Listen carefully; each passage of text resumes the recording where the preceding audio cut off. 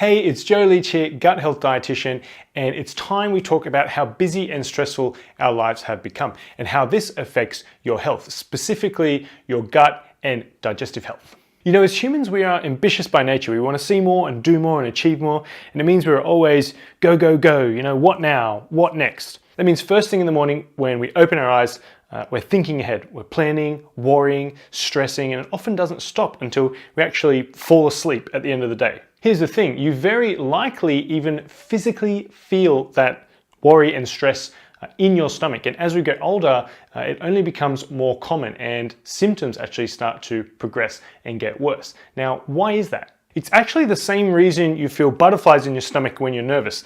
These days it might be before a presentation or sitting a job interview. When you're a child, it might have been before a race or something like that. It turns out the way we think and feel, especially with anxiety and stress, presents as physical symptoms in the gut because of what's called the vagus nerve. This is a major nerve that connects directly from our brainstem down to our gut, our intestines. This connection is more commonly referred to as the gut-brain axis. It's one of the major ways that the gut and the brain talk to each other.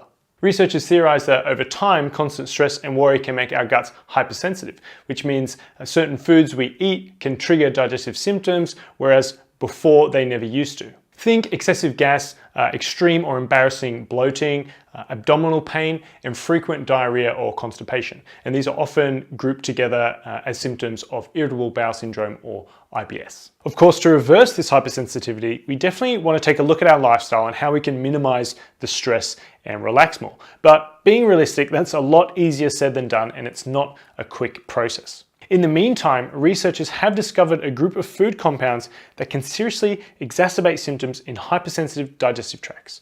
These are called FODMAPs. By learning about and limiting the FODMAPs that you personally don't tolerate, you can relieve the majority of your digestive symptoms and actually make peace with food again. Doing this with a structured, systematic approach is what's called a low FODMAP diet, and it's clinically proven to relieve digestive issues in a range of gastrointestinal disorders. Hundreds of thousands of people have seen life-changing improvement from it, and I want you to experience that too. So how my program works is that you enter the membership area, you get access to a short and simple meal plan that tells you exactly what to eat and when to eat. The idea being that you can start cutting problem FODMAPs from your diet right away. You also get a shopping list that tells you exactly what to buy from the grocery store. The recipes are tasty and they're super easy to make, so easy that I even hesitate to call them recipes because they're designed for people who don't really cook much or simply are so busy that they don't have the time. You get a full snacks list as well so that you're well prepared in case cravings or emotional eating starts to rear its head.